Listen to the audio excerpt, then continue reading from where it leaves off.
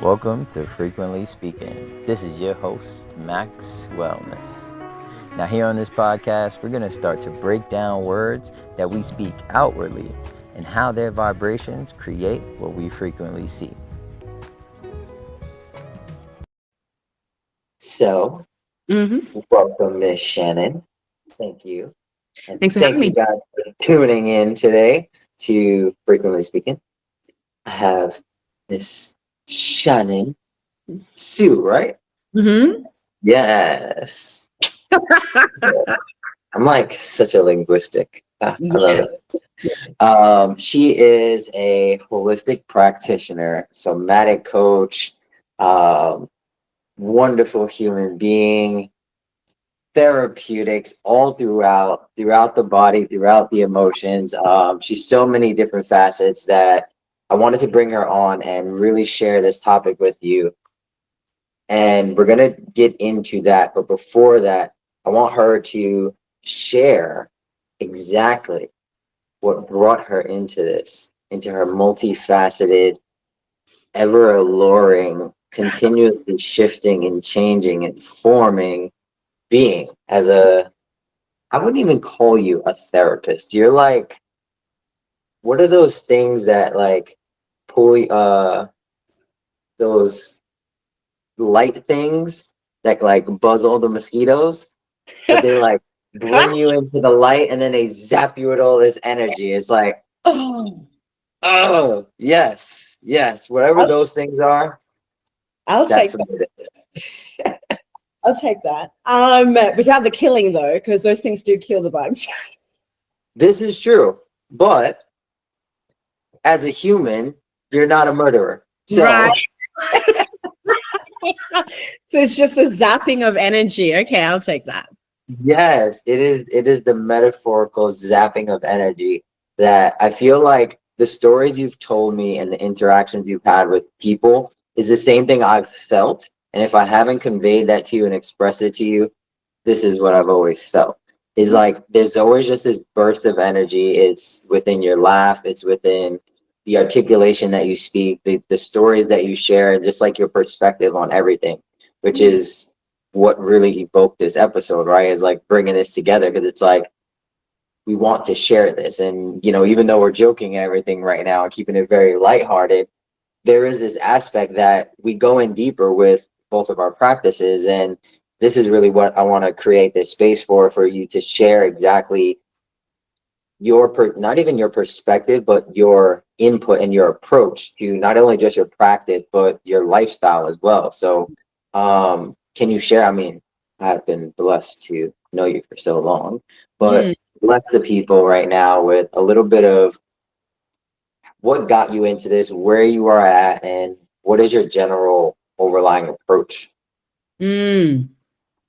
Okay, so what got me into this work is just, I think I'm probably what a lot of people can resonate is like a personal journey. So I'm just my own personal journey of coming back to my center, of understanding myself more. And I think a big driving force for me has always been like healing my family, like healing my lineage, understanding them more. And when I look back at my life, I actually feel like I've been on this journey since I was about 5 or 6 years old.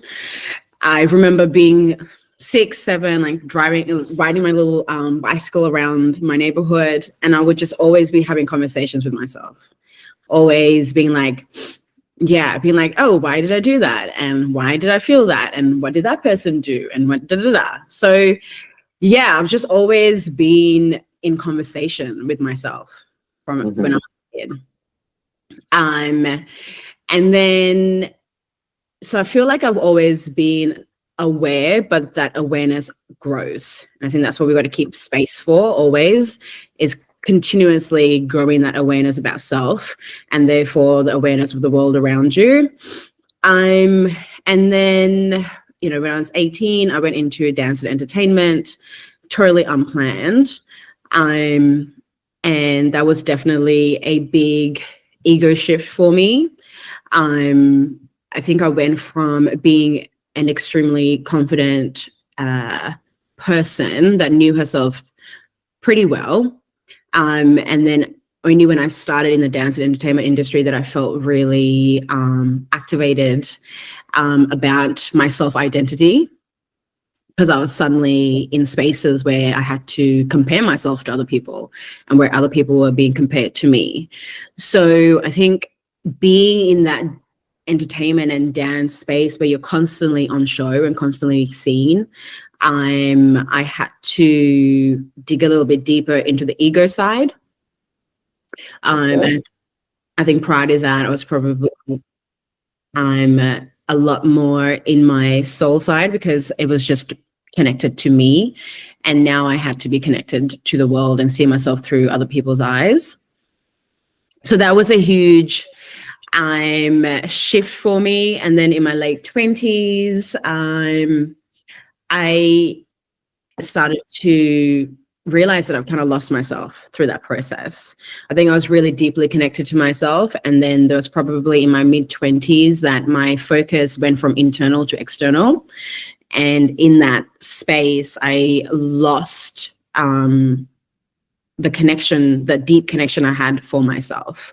I got too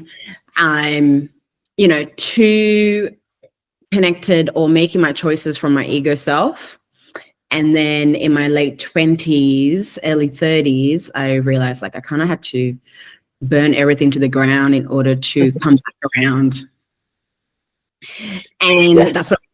That's what I did. I think I was 32 and I still remember the moment actually. I was in the middle of this massive concert tour that I had organized. I had flown in these huge choreographers from the US. We were doing a week-long production. We had 200 dancers that have flown in from Australia, Asia, New Zealand to come do this thing.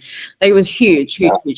Yeah, it was big. And I was sitting and the venue was a circular venue, which is ironic because I felt like I was seated in the middle of it, in the middle of all this energy and this experience that I had created. And I was sitting there and I had this thought in my head. I was like, oh my God, I don't want any of this. Really? Yeah.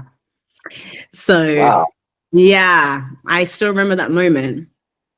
And it was, yeah, and I think there was a lot of symbols there because the venue was circular. So I felt like I was right in the middle of it and I was really still and everything was just moving around me. And it was so busy, so much happening. We had sold like 800 tickets for the show at the end of the week. And like, it was huge and it was such a huge success. And I was sitting right in the middle of it all and being like, oh, I don't want any of this. Really? Yeah. And then I literally felt like it was just under my my rib cage. I felt like something shifted back into place. And I always describe it like my soul clicked back in. Uh-huh. Wow. Yeah. And I remember that moment, like exactly where I was, what thought I had, everything, and the feeling that I had in my body. And then that was kind of it. From that moment onwards, I kind of closed up 2 businesses, left my relationship at the time that I had been in for 8.5 years. Yeah, so it was like, clicking. Major click. And it's so wild because from that moment to me walking away and like shutting everything down was like less than 6 months. Wow. Yeah, I was just like, I don't know, that clicking back in was like me being like, okay, I have to trust myself and come back to my soul because I've been led by the ego for the past maybe like 5 or 6 years. Yeah. Really like my late 20s to early 30s.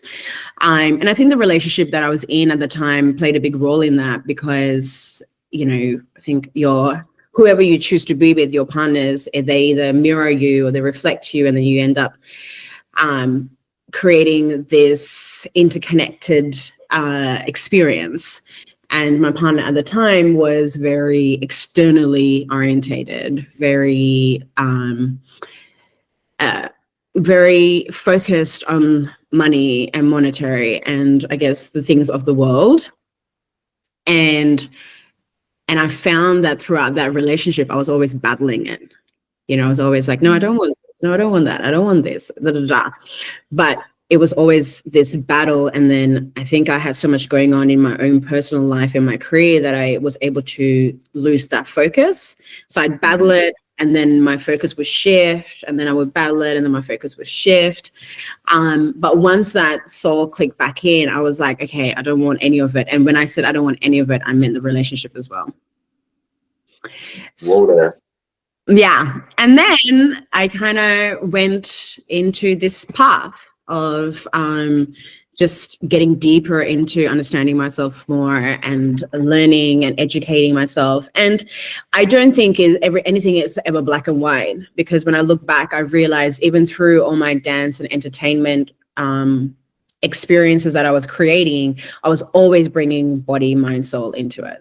So every program that I created had an element of, connecting to self, connecting to your body, understanding yourself more. So I was already in that work, just in a different space. And then once I left that part of my life, I was able to just purely focus on that work.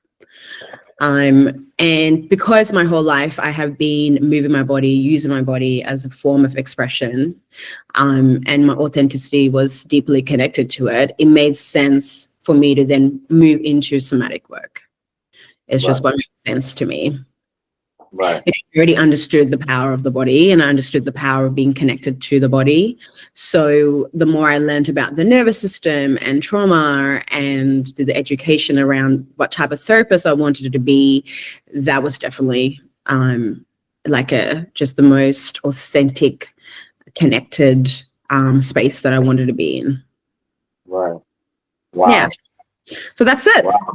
That will do it. That will definitely do it to you. See, this is what I mean, that zap of energy, just that's where it comes from like real felt body experience of life, wow, that's freaking amazing to somatically and in your body feel this energetic shift, and like to know. And what you were saying was it brings back that book, The Body Keeps the Score. Is like when you tune into the body so much, and like, it speaks a lot about trauma going into that way, but also like the good things. And this is kind of like, what we were talking about is this sense of connection, right? It's like to hear you having this connection in your body and seeing how that feels, and feeling something like, yes, click back in, but also the recognition, like, there was something that was out of line this whole time, and then feeling that energy just come back into alignment. It's like, sometimes that's what we actually feel. And when we externalize it, it's like, that's the connection that we're looking for with, our partners or our parents or our siblings or whatever. It's like, we're looking for that external connection. Really, what we're just looking for is that alignment. But it sounds like after you took that and that experience and that energetic shift, it's like the kind of like the ripples just started happening. It was like, this needs to go, that was out of alignment, that was out of alignment. And it sounds very much like solar plexus to me. And for me, like that's more in a sense of identity and a little bit of willpower as well, but really like claiming to the identity of, what I can have, and what is actually not what I am, but what do I have in my life? Like this externalized world of whether it be an identity, whether it be material things. And it sounds like after that alignment, like those things just started falling away. If I was the observer, I would see them as falling away. But as the person, it's like, I have to make these decisions to like cut this, stop that, close this, kick this guy to the curb, like all of these different things. Like, it's always like this when me and Shannon connect and when we talk. And this is why I wanted to bring it into this container, because you guys need to get a little bit of this, because we be having talks like this every day. Not every day, but because since she's in the future. But I feel like with these dynamics of, because I want to start by that. I feel almost like the complete opposite since I was younger. Like I didn't really connect with the feeling, but I always had the language for everything. I could Oof. always break something down and speak the unspoken, you know?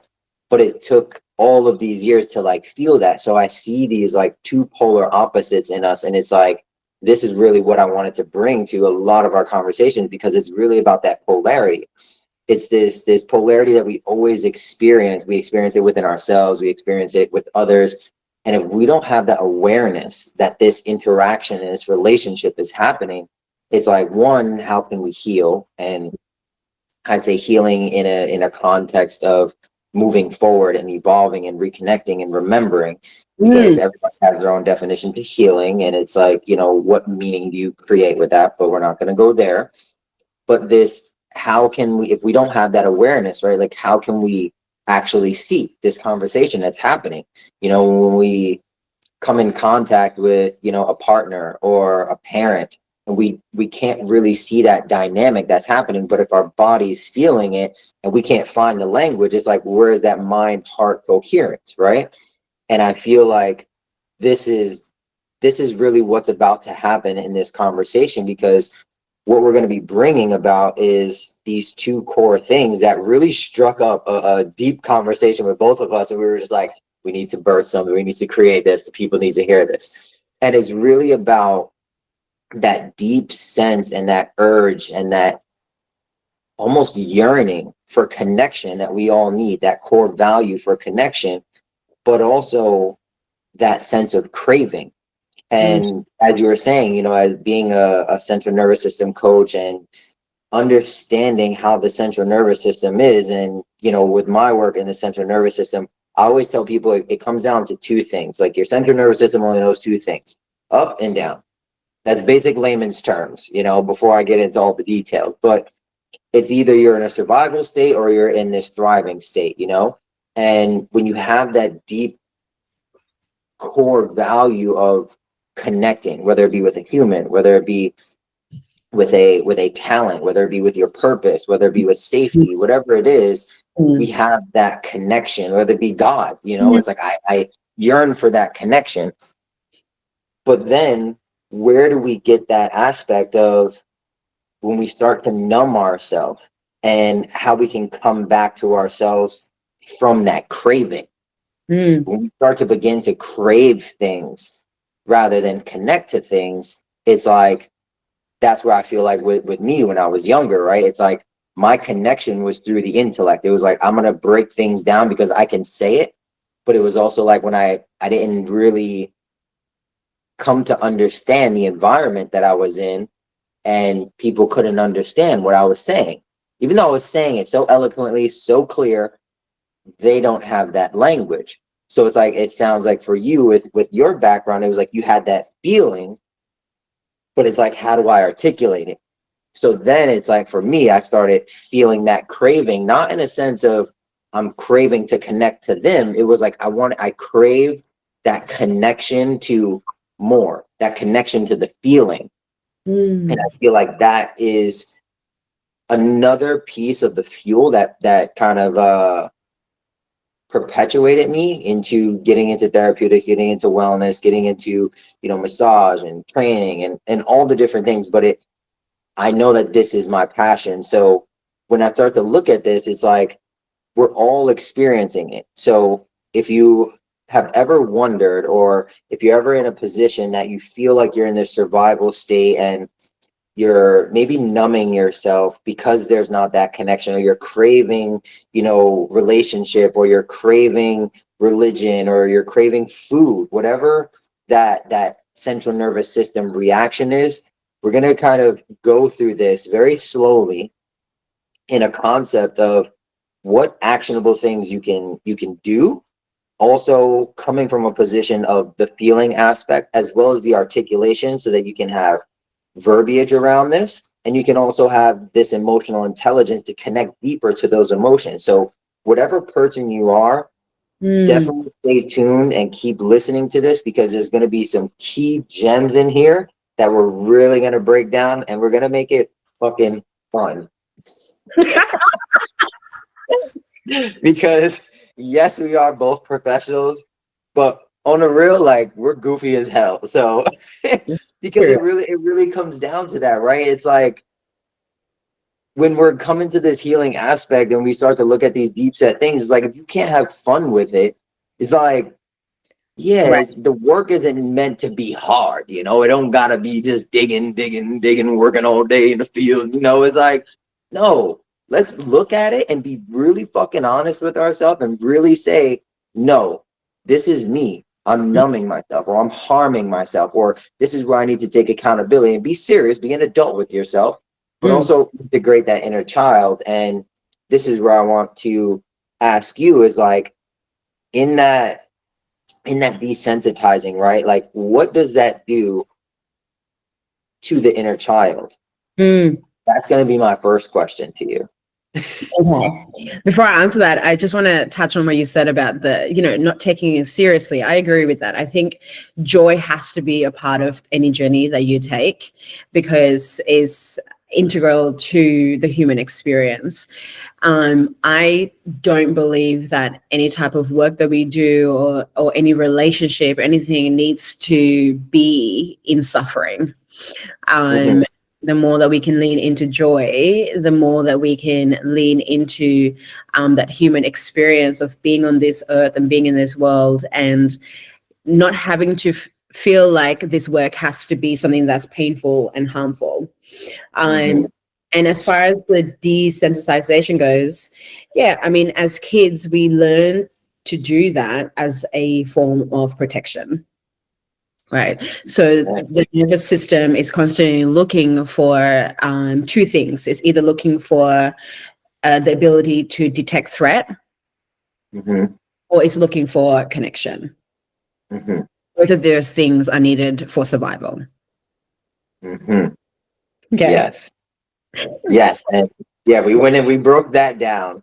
And this is where I want to go into, because this is really what we want to tackle, is that survival state. So just like what you were saying, is that craving, I mean, that detecting threat and that sense of connection, where do you feel that comes from within our body? Like, why do we, like, I guess, why does the inner child, or maybe even the present self, kind of detach from the body and the feeling and like the somatics behind it? Like, what happens when I'm experiencing that? Well, the thing is, I always take it back down to human biology, right? Like, yes, we have the soul experience and we have the biology of actually being human, right? Because that's what the body is. Everything that is created within the body, the nervous system, the brain, the heart, all of it, all the mechanics, all the hormones that we have running through our body, they all have a purpose, and it's been beautifully curated and created for that purpose. And when we take it all the way back to why do we have these needs? It's because as a human species, we need it for our survival, right? Take away all the stuff that we know now and the way that we live our life right now in the 21st century, but take it back thousands and thousands of years, we evolved into this, and that evolution can only be possible through survival. So everything that happens in our body is geared towards that. Wow. Okay. So when we think about the on a cellular level, for sure. Yeah. Right. So if I'm going through this survival state, I need to be easy with myself because it's happening at a cellular level, right? Correct. 100%. Yes, exactly. So, when we think about the two needs that we have through the nervous system for our survival, is to be able to detect threat and to be able to connect, because thousands and thousands of years ago, it hasn't changed our need, but it was a lot more prevalent, right? So when you were, living in tribes on Earth, out in the wild, you needed a tribe to protect you. Right. So this connection, you needed a literal connection to other people in order to survive the world that you were in. And you also needed to be able to detect threat. You needed to be able to be like, okay, well, this other tribe is not a friend, or there's going to be, I can sense that there's a lion out there, or there's something that's dangerous. Yeah. So on a biological cellular level, we needed those two things for us to literally survive. Mm-hmm. And that is where our nervous system comes from. Right. And I always break it down to that, because when we break it down to that, the understanding becomes really simple.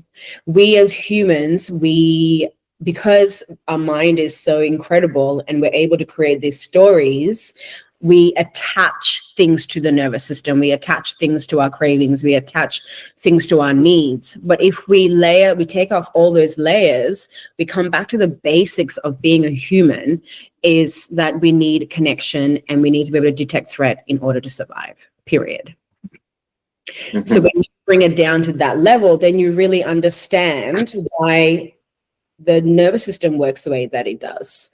So there are 3 levels for the nervous system when it comes to protection. There's your survival reactions, or your survival mechanisms, which is freeze, flight, fight, fawn.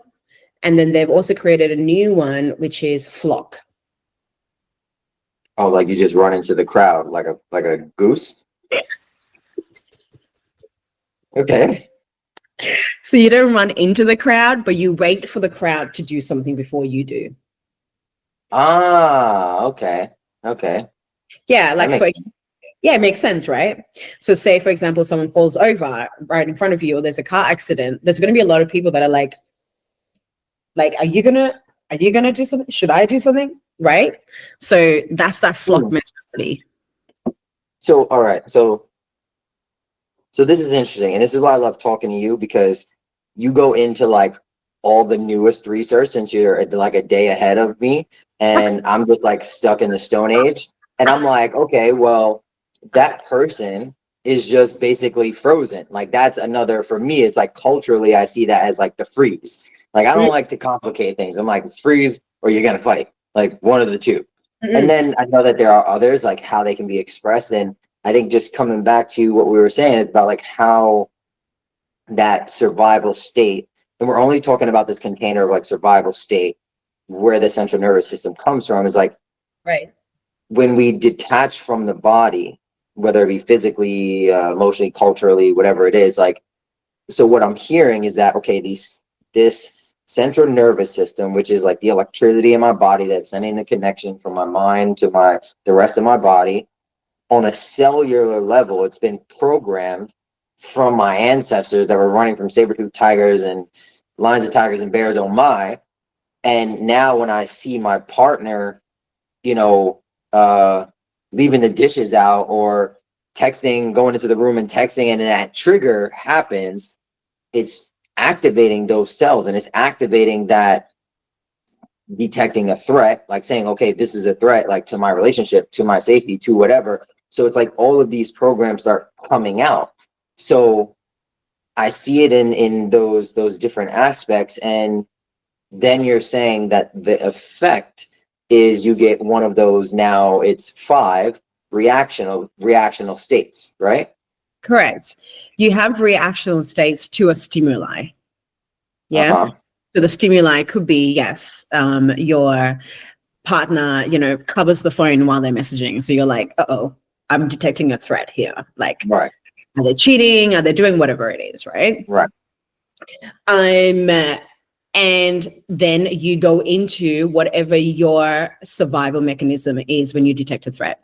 So that can be, more often than not, it's a fight, flight, or a freeze. Now, when we talk about desensitizing and disconnecting from the body, it's the freeze mechanism. And I'm going to explain why it's the freeze mechanism, okay? Mm-hmm.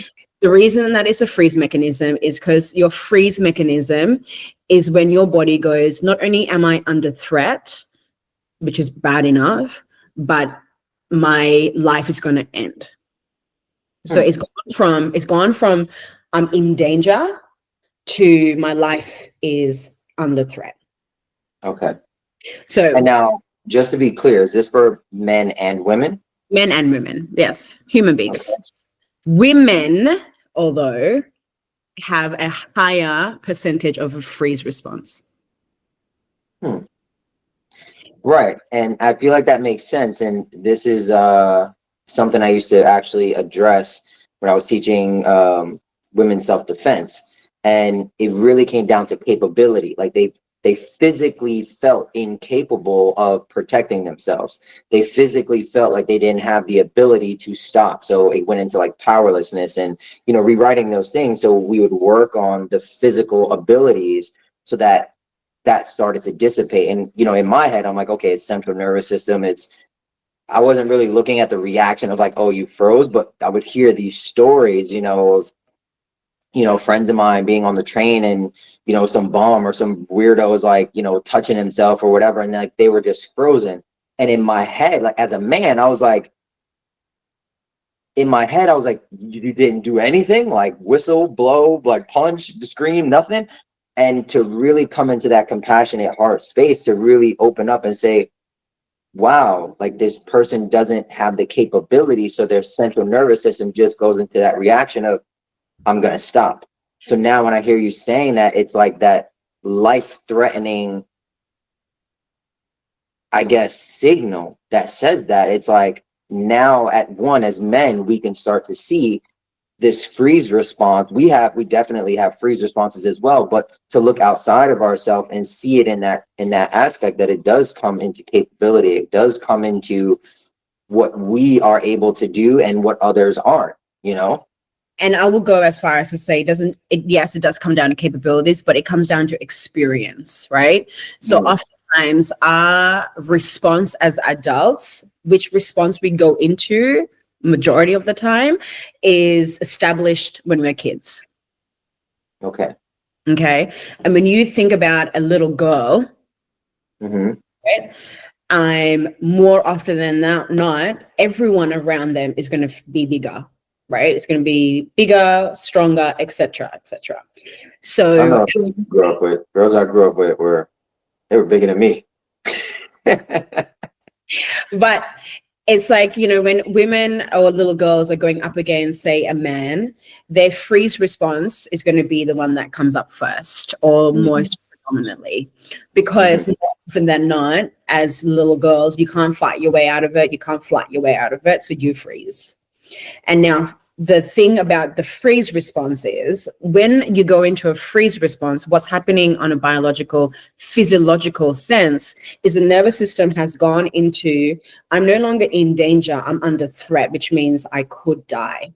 And if I'm going to die, I don't want to be present for it. Whoa. Yeah. And if I'm not going to, so if I don't want to be present for this death, I'm going to disconnect. And when that happens, your memory center actually stops creating memories because it doesn't want to remember this, doesn't want to remember this high threat, right? All your blood from your hands and your legs, it floods your gut and it floods your center because the body starts to slowly shut down. This is why women have a higher percentage of autoimmune diseases.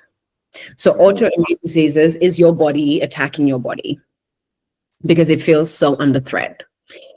So, and the reason is women culturally, socially are programmed into being suppressed. Whether it's your voice, whether it is the way you express yourself, whether it's the way you dress, whatever, right? Like it's always about danger. I mean, my background is Asian. Like growing up, all I heard from my aunties and my achiamas, which is like grandma, is like protect yourself from men. Right? It was like, when you go outside, you have to wear this. When you go outside, you can't do this. When you do that, So it was always about managing a female's behavior in order to control a male response. Whoa. Rather than it being the other way around. Right. So when you are culturally and socially programmed for that, of course, more often than not, your system is going to be in a freeze response, because you're like, okay, well, everything around me is a danger, right? If Mhm. I can't go outside the street and walk down the street without being attacked, then I'm going to be in danger. Yeah. And when we go into a freeze response, the mind and the body disconnect, which is why a lot of women and men who are sexually abused when they're young have no memories of their childhood. And when they're older, are very disconnected from their body, which is Mm. why a lot of people who are sexually abused become really promiscuous, because they don't feel connected to their body. So the body is just an empty vessel that can be abused and used because it's not theirs. There's no connection there. It's Mhm. also why people go into addiction, because when you disconnect, you stop feeling, right? And what the nervous system is saying when you're in that freeze response is that it hurts too much, it's too painful to be here. So I'm going to Mm. live. Wow. But we are created for authenticity, we are created for connection.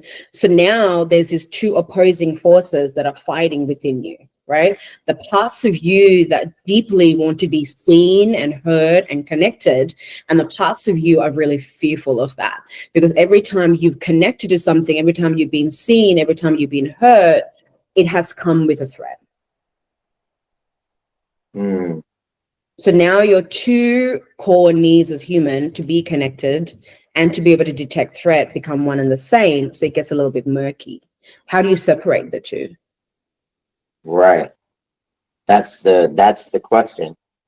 And wow, I feel like there was so much there in just even that insight of really understanding like how deep it can go and the different ways that we're desensitizing ourselves, whether it's, you know, you're numbing yourself or, you know, like you said, with addiction, with sex, with porn, with any of these things, anything in excess, it's because you're craving that connection to your body.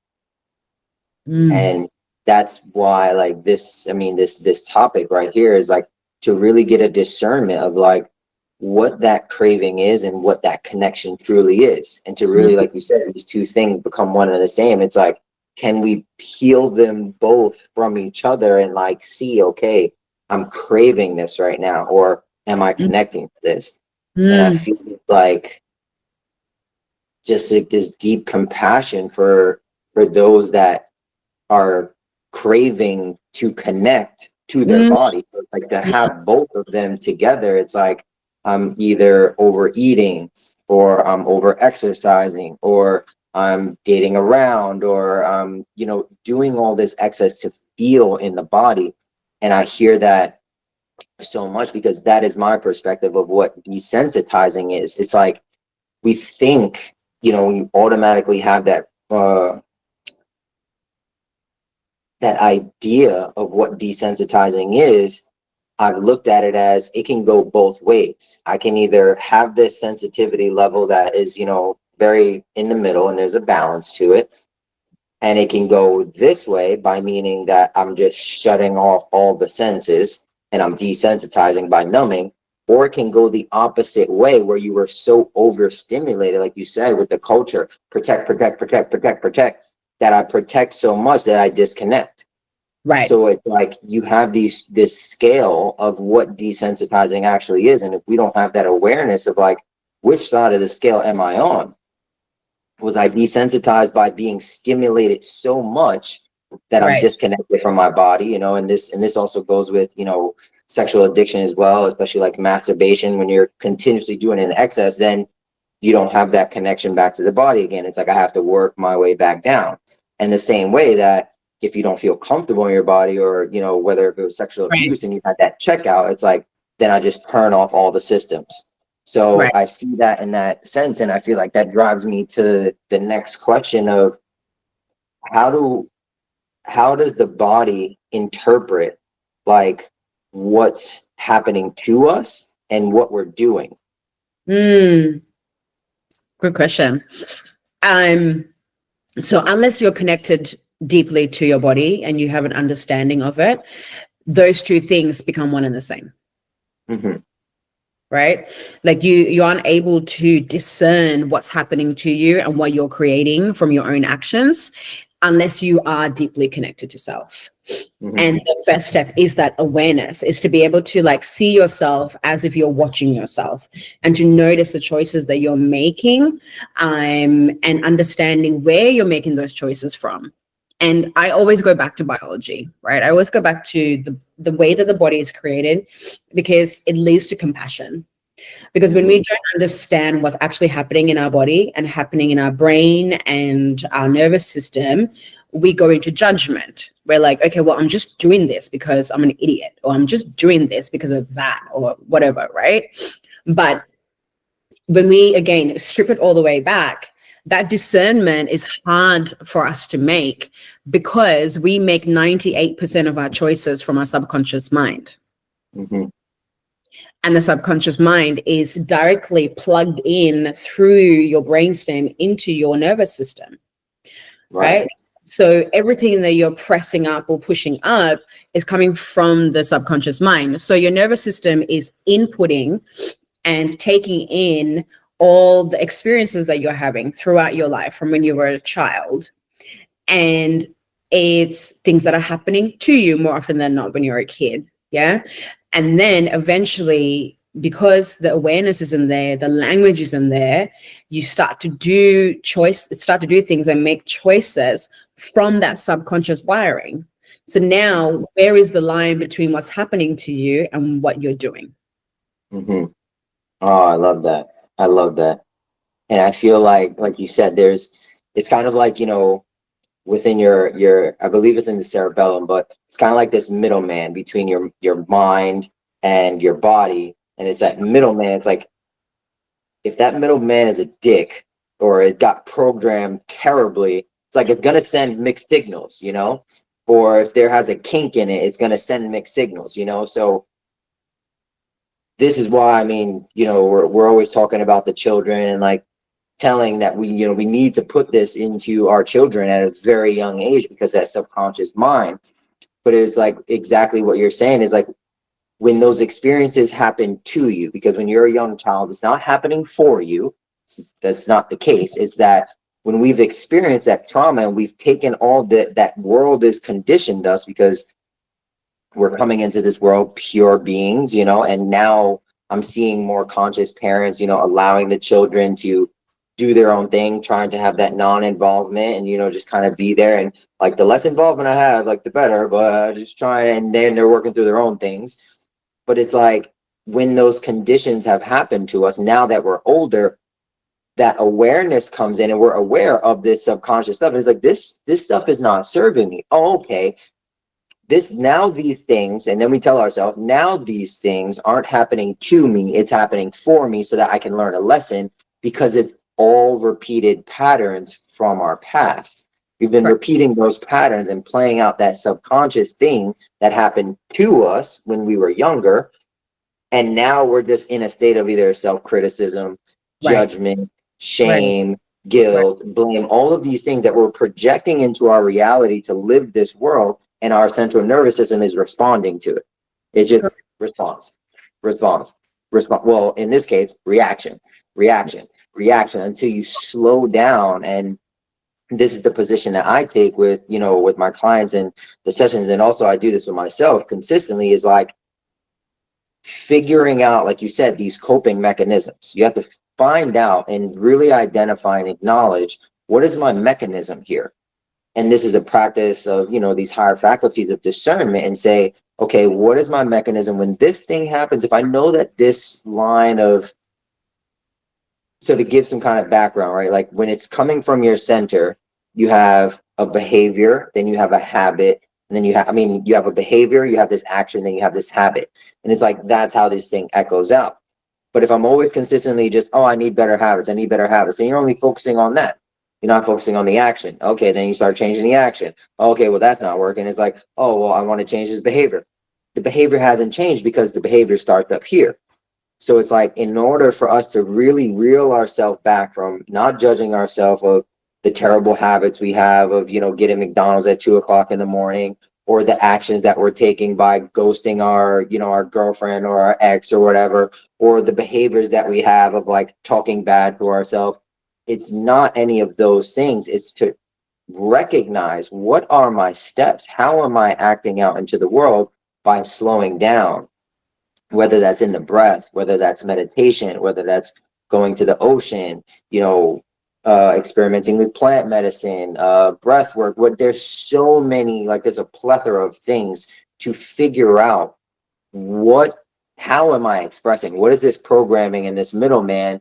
And Yeah. then you make a plan to say, okay, what are the next steps, you know, and take your time with it, because this thing isn't just you happening right now. It's not in your central nerve. Like, yeah, you have the trigger and then it happens and I want to change it right now because it's in the present moment. It's like, relax, take a breath, and like realize that these things happened to you when you were younger and you've been living them out for 20, 30, 40, 50 years. Right. And it's like, to give ourselves some grace as we come back into that, to say, okay, and like this is what you said, it comes back to that compassion, having that compassion and that grace for ourselves to say, wow, I'm realizing this right now. And like that for me is the healing. It's like I'm realizing, I'm remembering right now that this thing is happening. Oh my God, thank you so much for showing me. Like when I experience triggers, I'm like, thank you so much for showing me this right now, because now I have an opportunity to remember. Right. And To change. give myself that time, right, to now, okay, I can change. I have this opportunity. But if we're moving so fast and we're so distracted by the day and all of these things are going on, then that's what catches our central nervous system, and then we can't respond. So we're still in that like survival state. So I feel like that's like what you were just saying, is when those things are happening to us, we kind of like are really hard on ourselves to say, oh, this is what I'm doing. But what you're saying is like, we need to make that discernment between like what's happening here and what's happening here, as to what am I doing? Because that message is coming up and the body's telling the mind, like, this is what you're doing. And it's like, no, like, this is what happened to us. And then it gets down here, it's like, this is what you're doing. And it's like this miscommunication. So when that happens, like, how do you shift that feeling of like what's happening to us, and then realize also where it's coming from, like within us, and also that healing that's behind it, like to create that moment or that opportunity of that healing. Yeah. I think healing only comes with compassion and curiosity. Okay. So, yeah. So we have to become real. We have to become real curious. We have to become curious about ourselves, about our behavior.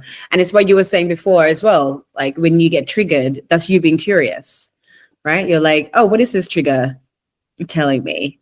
What is this? Right? So that's your curiosity. So that's what we need. We need to be curious about what's happening. And I think when we're curious, we're not judgmental. Right? Because judgmental comes without curiosity. It comes from like, okay, well, this must be what it is. It's a statement. Curiosity is a question. It gives us the space to explore.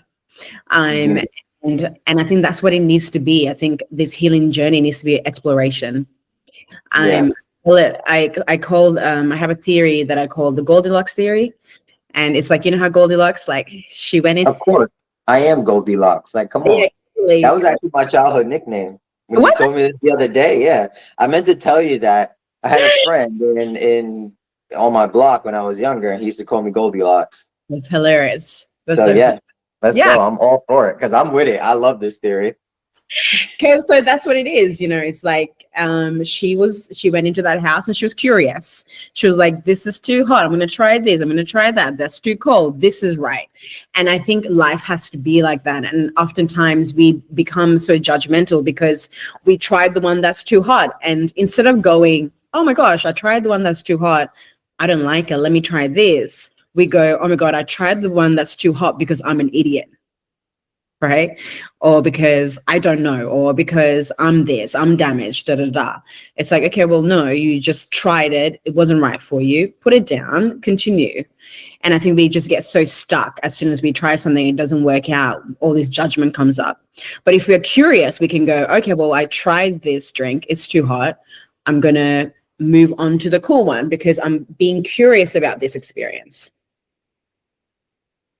And when we are compassionate and curious, that allows us to create more discernment. It allows us to slow down, like you said. And when we are rushing, we don't have that space for curiosity. Right. And without curiosity, there's no compassion. So when we slow down, it actually gives us the opportunity to understand ourselves more, to understand where our choices are coming from. And I believe that the key to it is our feelings, is our emotions. So the emotions are the gateway. I'm gonna attempt to stay on topic here, but Hold on one second. Hold that thought. Hold that. I've got some. Hello. Yes, thank you.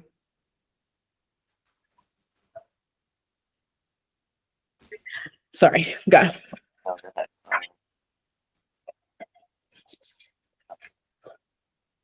So, one, I love that theory, right? Like, one, just is the connection, and this is where like my mind just I love to explore like and play with these little ideas to like gamify it, because in my head, like that's where I get my preference from. And it's interesting that you say curiosity, because actually for like I would say the past 3 years, well, 3 years ago, I had such a trigger with the word curiosity. I had an ex-partner that used to always say curious, and it would trigger me because I'm like, why do you want to know? Like, why do you want to know everything? And like in my head, it would cause this frustration. And it's like, oh, I'm just curious. And it just felt so suspicious to me. And when I started to like really dissect, like, okay, what is this? For me, my language was I'm inquisitive, because I've been asking questions my whole life. It's just the same thing in a different language. So it's like sometimes we have this feeling tied to a word, and if we do not, I guess, dissolve that resistance to that word or whatever the case is, sometimes that can hinder us from growth or other things like exploration. So it's like I hear that same concept, because for me, I love preference, and I feel like that has been one tool that has been very useful to really see what is in my central nervous system and what I'm actually feeling, to discern what is a feeling and what is an emotion. Because at my point in my life now, I have a very clear discernment that feeling is of the inside. It's what my central nervous system is like. That's what it's programmed to feel, so that my intuition can tell me, okay, it's this, it's very specific. But as far as emotions, they're very much external. They're kind of like, the way I see it, it's this like external ring, kind of like a bubble. And it's just the water that moves outside. Like sometimes it might come in and it might blow in like the wind, but it's going to move. It's energy that's in motion. But a feeling, I feel like, is a lot more fortified within your central nervous system. It's these like core things of joy, love, fulfillment, these deeper things that really evoke something that's fertilized within you, and I think a lot of us, when we get to that point in time of understanding our body and realizing these things that are happening to us, the experiences that we're having, discerning, okay, what do I actually feel about this? What am I actually feeling here from this external like stimuli, that's happening? But like you said, have that compassion for yourself to actually see and also say, this thing isn't happening, to me. It's not that person. It's not this situation. It's not this environment. How am I responding to this? How would I like to respond to this? Why am I feeling this? And for me, like, that's the curiosity, is to dive deeper into that craving, you know, because when that trigger happens, you're craving something, but there's part of you that's not being fed, or you know, it's in that threat of like, oh, I'm gonna die, or oh, this is gonna be over, or whatever it is, and really make that connection. And I think that's where we kind of invite God in a sense of that creator, is to say, I'm connecting with the God that's inside of me. I'm connecting with myself. Yes. I'm connecting with my body. Yes. I'm connecting with my mind. Yes. Or your chakras, or your meridians, your energy system, your liver, whatever it is, but connect with yourself. Connect with yourself in that compassionate way to ask those questions, and also give yourself permission to ask those questions, you know, because there's many young people, especially when your central nervous system is programmed that way, you may have been shut down. You may have been, you know, you talk too much, or you play too much, or you're not supposed to do that, or you're being told what's right, what's wrong, and all these things. So you get so many blockages that sometimes we don't give ourselves permission to explore. So it's like you said, that Goldilocks theory of, some people might look at that and be like, oh, she don't know what she wants. Like, she knows exactly what she wants. And that's the thing. It's like, we can try out, we can have that freedom. And if we liberate ourselves by connecting to ourselves, by connecting to that God center, whether, you know, you believe in Jesus, Buddha, Krishna, Shakti, whoever, it's like, whatever's inside of you, connect to that. And if there's anything that, you know, you'll be able to take out of this podcast, is create that connection. Create that connection like you are God, like you are the universe, because that connection is what is going to allow you to be the creator, and also liberate yourself from any of those blockages, any of those cravings, any of those addictions, any of those judgmental thoughts, whatever it is. You're connecting that mind and that body. And it's just similarly like what you said, is almost like what you felt in that circle, right? It's like, oh wow, that's beautiful. It's like you were that feeling, and those emotions were just, the energy was just moving around you. And then when you finally decided, and you discerned, and you said, this is not for me, and then you felt that click, you know, it's like, that was the connection, you know? Yeah, exactly. That is the connection. And life does get busy, and life, you know, does sometimes feel like it's a whirlwind of everyone moving around, and it's culturally, it's social, it's familial, it's relational, all these expectations, all these things that you want to do, and it can get real busy. And the busier that it gets in your mind, and the busier that it gets in your soul, the more disconnected you get from your being, right? Like from center. So, which is why, like you were saying before, it's so important to slow down and come back to that center, so that the people and the things that are happening around you don't have more control and power over you than you do of yourself. And I think that's really important, to be able to trust yourself, because curiosity and compassion leads to trust. And when you trust yourself, you give yourself the opportunity to explore, to make mistakes, and to do it with compassion. Because if you don't trust yourself, you're like, oh my God, like, if I was to go do this, if I was to enter this relationship, if I was to do this job, if I was to quit, if I was to change my life in any way, am I going to be okay? If you can't answer that question for yourself, then you don't have that inner trust, right? If you say, whatever happens in the next choice, or in the next month or years or whatever, I'm going to be okay. And that needs to be something that you are really connected to as well. And that's part of the connection, is your self-trust. I love that.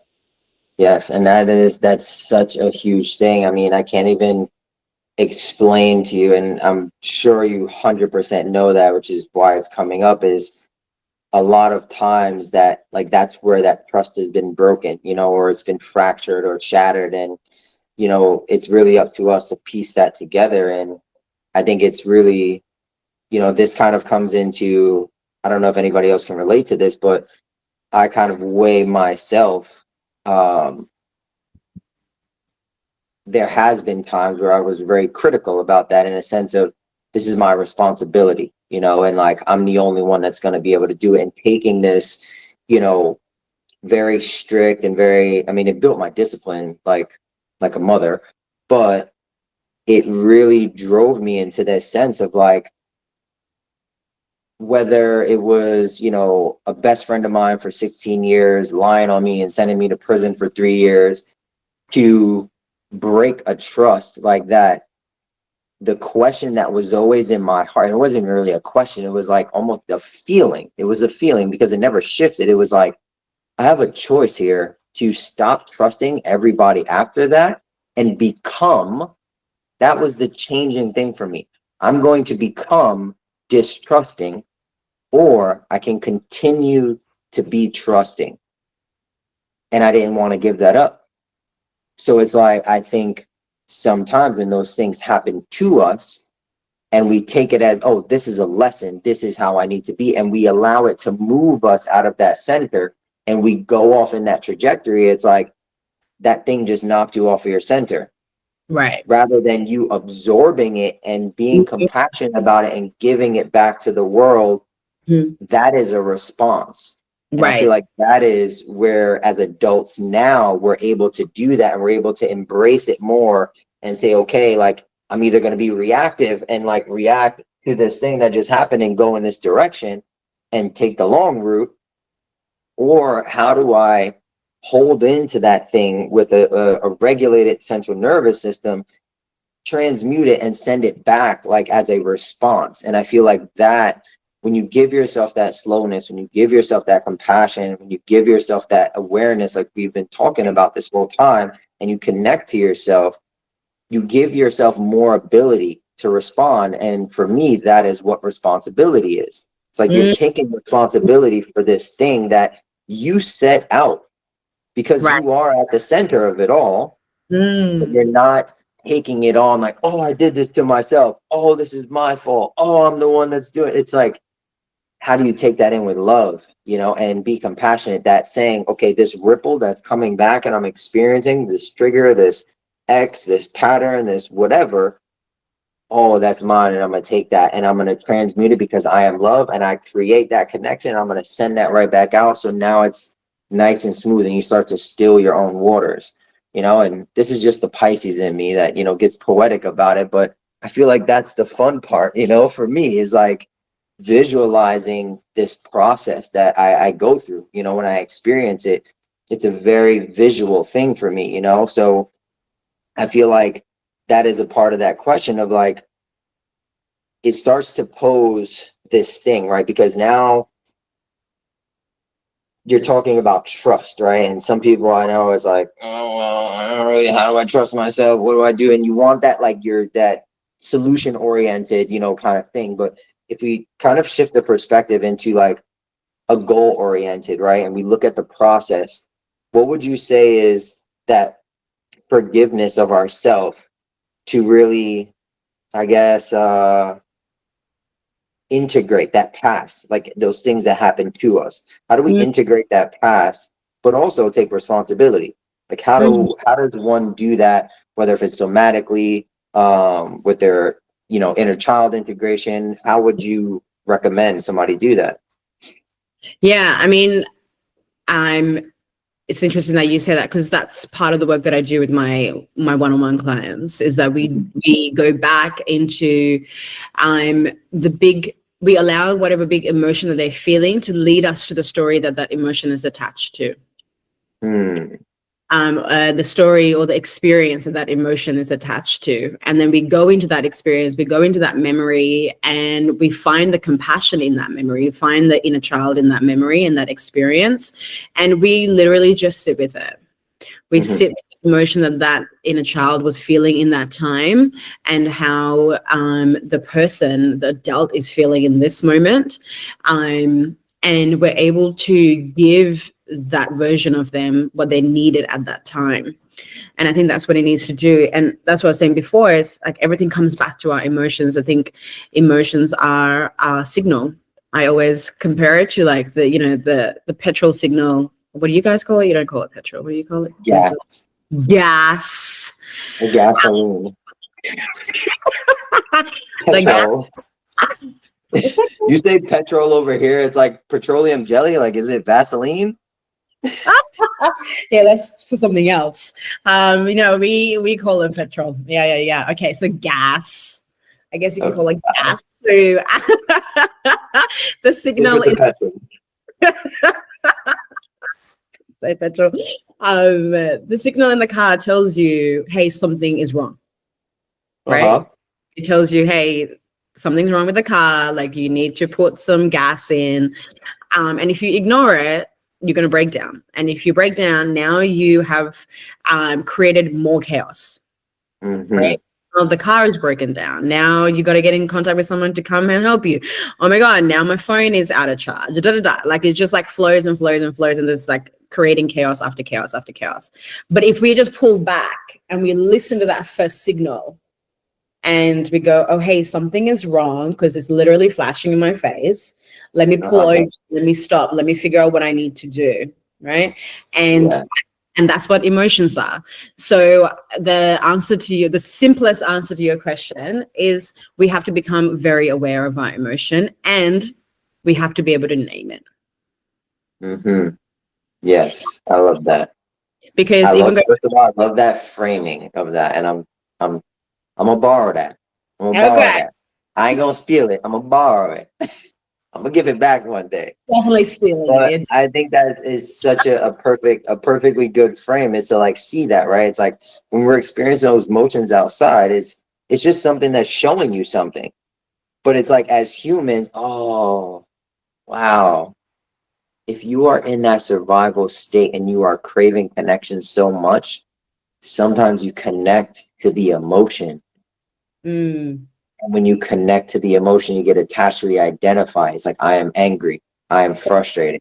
I am mad. I am depressed. I am mad. You are literally affirming that I am that emotion. So you come out of that feeling yeah. and you're no longer feeling. That's the desensitizing. It's all of this stuff that we've been talking about. Yeah. And you're still playing out that enmeshment between the craving and the connection, and you're craving connection. And when that emotion comes up, you crave that connection to that emotion so that you can feel something. Exactly. But that emotion is going to go. And then you're left feeling what? It should go. Right? I think sometimes when we attach to an emotion, we get so attached to it that we want to keep it around. But emotions are like your friend that you want to see, right? They come over, you say hi, you hang out, and then you say bye, right? What emotions need to be like. It can't be like that guest that comes over and they're like, hey, I just need a place to crash for a week. And then like 10 months later, they're still on your couch. Like, it's not good. Yes, that is, oh my God, it's so interesting you say that because just like you said that you use that gas frame, that's the term, that's the frame that I use. Like I usually create this home that they're in and I give them, these little cues to do it. And then it's like, okay, invite that emotion in, Yeah. or hold that emotion at the door, have a talk with it, Yeah. okay, bring it in, let it sit. But also, like, are you going to serve it tea? Like, how does it feel in your home, And to give them that felt body experience, like, all right, yeah, actually, it needs to go. Like, this lethargy or this procrastination, like, you got to go. It's like, oh, okay, I get it now. So now you know how to respond to this emotion when you see it. So, yes, I love that frame of giving this, like, almost expiration date or just a timing thing. And I think that is the best gift that we can give ourselves is by slowing down. And when we slow down our central nervous system, that for me personally is how we orient in space and time. It's like our central nervous system. If you're on go, go, go, go, go, your day is going to go by so fast. It's going to go by so fast. The more you slow down, the more you can live life and the more youthful you are, the more energy you have because you are taking things as they're coming. Like you're almost savoring it, rather than like scarfing down your food. And it's like, oh, I got to eat real quick. Oh, it's fast food. It's like, why do I got to eat real quick? I want to connect to my food. I like touching my food, I want to pick it up. I want to play with it. I want to get those sensory glands and make my salivation and, do all of the things and get the gut biome and all of those things. But for me, that is also like have been one of those things because I love cooking. I love food. And that has also been that reframing is like that same craving and that connection. It's like connect with it, touch it, like I always encourage people even if you don't feel in your body, you know, touch your body, do some Mm-hmm. somatic stuff. Like, I'm a massage therapist. Mm-hmm. I love it. That's a Mm-hmm. part of connection, you know, and like I do it to myself. And I think when we start to come into this aspect of forgiveness for ourselves, we can have fun with it and be playful with it, and Right. really understand that as a creator, I can literally, once I see it and acknowledge it, not just see it and be like, oh yeah, that's my coping mechanism. Yeah, yeah, Oh, yeah. I'm gonna keep doing the same shit. It's like, see it and acknowledge it, meaning like give action to the knowledge you just attained. Do something about it, interact with it, touch it, you know, like don't be afraid of it, be Okay. curious, you know, play with it and say, Right. okay, wow, what do I need? How to, and you create the different ways that it can look. Like, you Yeah. know, you were talking about how you go into dance and you've moved your body and you do somatic therapeutics and all of these different things that you've used with your body, because that is your emotion to express. That is Right. your tool, that is your vehicle. And it's like when we start to give ourselves that liberation, that is a part of forgiving ourselves, you know, of Yeah. going back into that past, and whether it be integrating that younger child and giving what you have now in the present to them, or even receiving something from them, you know, receiving that play from them that you don't play now, you know, and Right. maybe you have a youthful, playful inner child and you lock them down, you know, and it's like liberating them and bringing that union into one. And that makes me really just think about, that is the deepest part of connection, you know, like if Yeah. we can start to learn to connect with ourself in Right. many different ways. And I'm not sitting there saying like, oh, just love yourself, it's self-love and you can It's do everything yourself.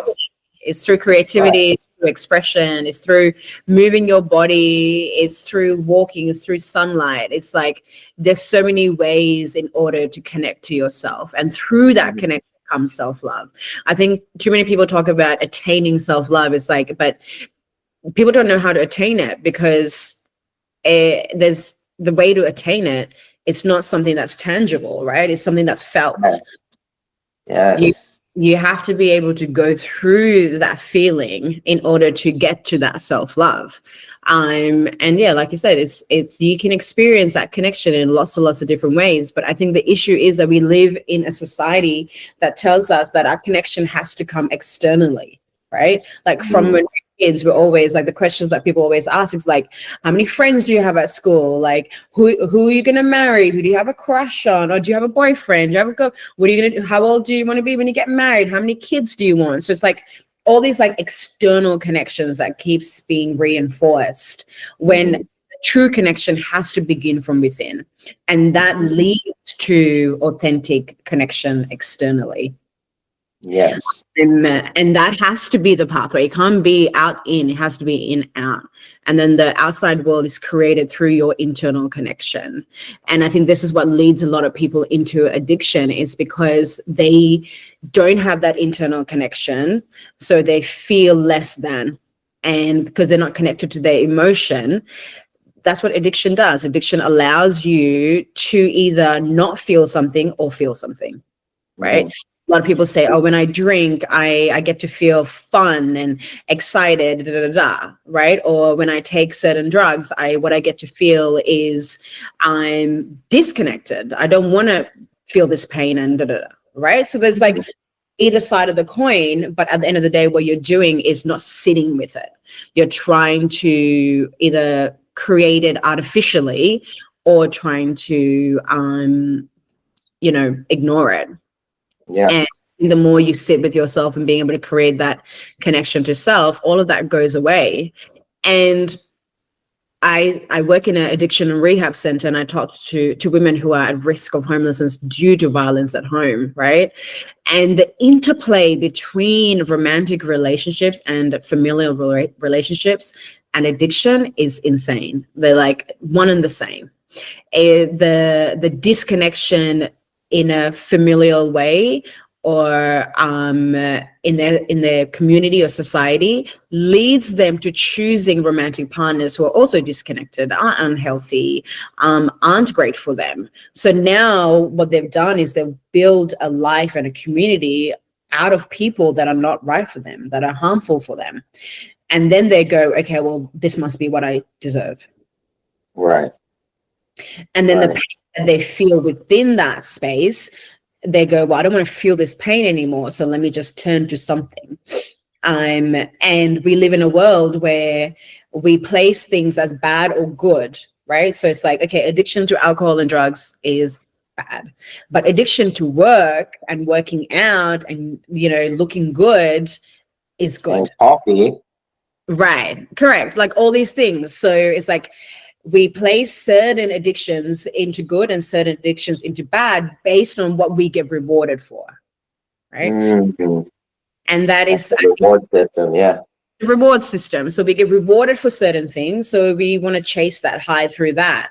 But at the end of the day, addiction is whatever it is, whether it's sex and masturbation or alcohol and drugs, whatever it is, working, shopping, it's all a way for us to avoid feeling.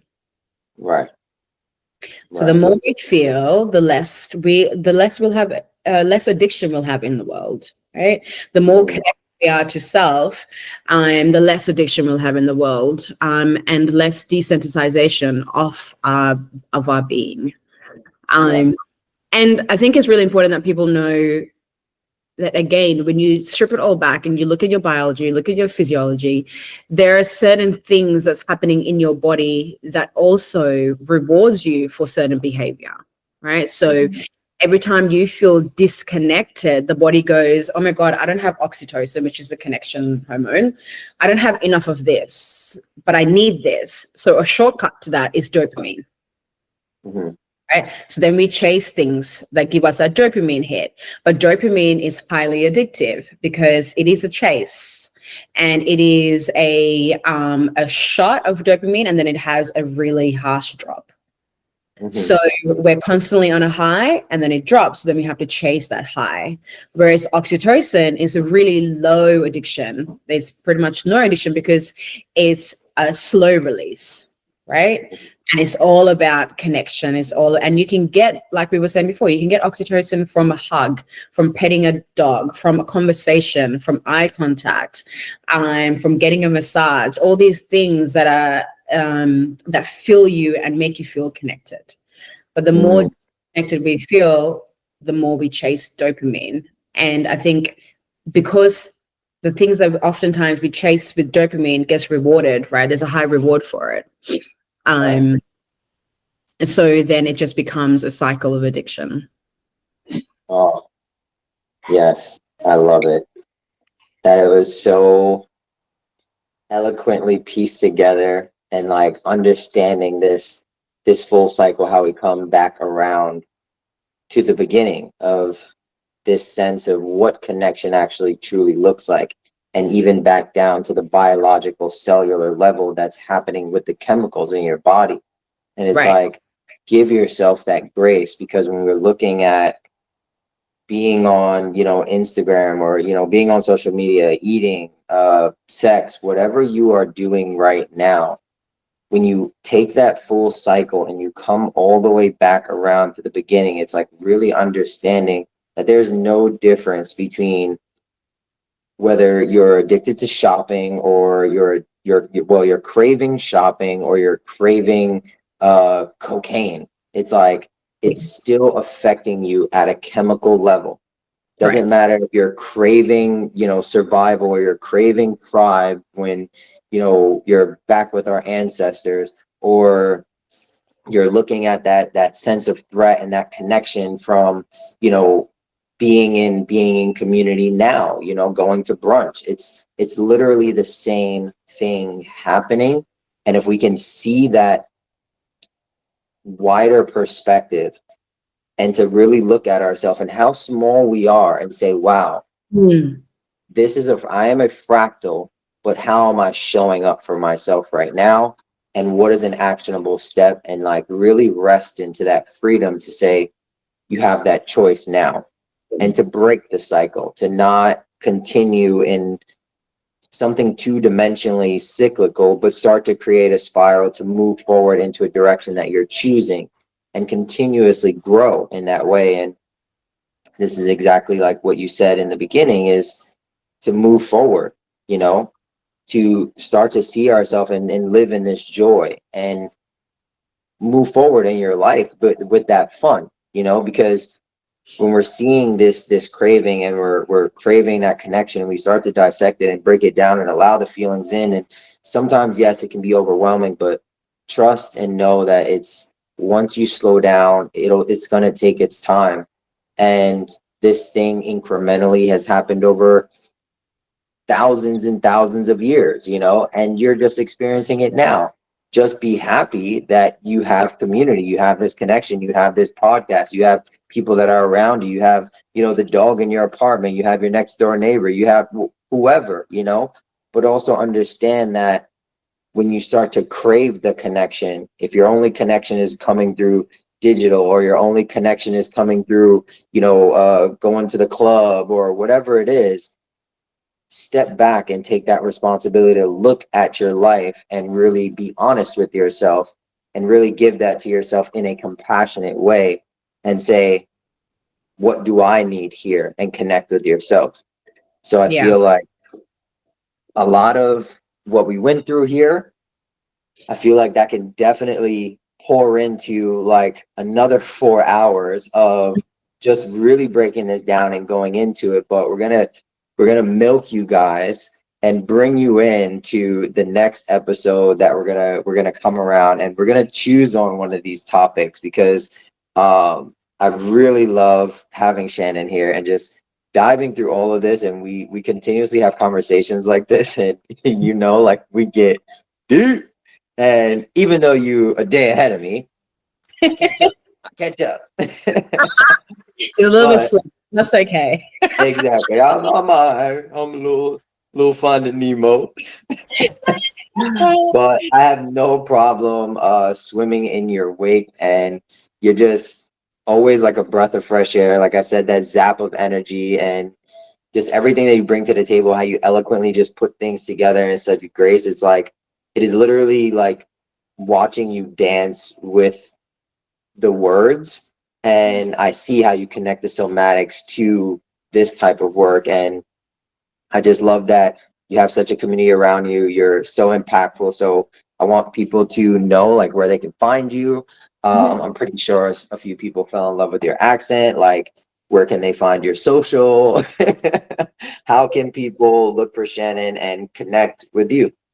Okay. I mean, it's my socials and everything is just my full name. So Shannon Natasha, and then it's my last name, HSU. So that's my Instagram, that's my website. And then I also, holding retreat. We're doing a retreat together, Max and I, in October in Sri Lanka. Yeah. So come through to that. And you can get all that information on our Instagram as well, my Instagram as well. Yes. And obviously, if you're following this podcast and you listen to it, all the details will be in the bottom.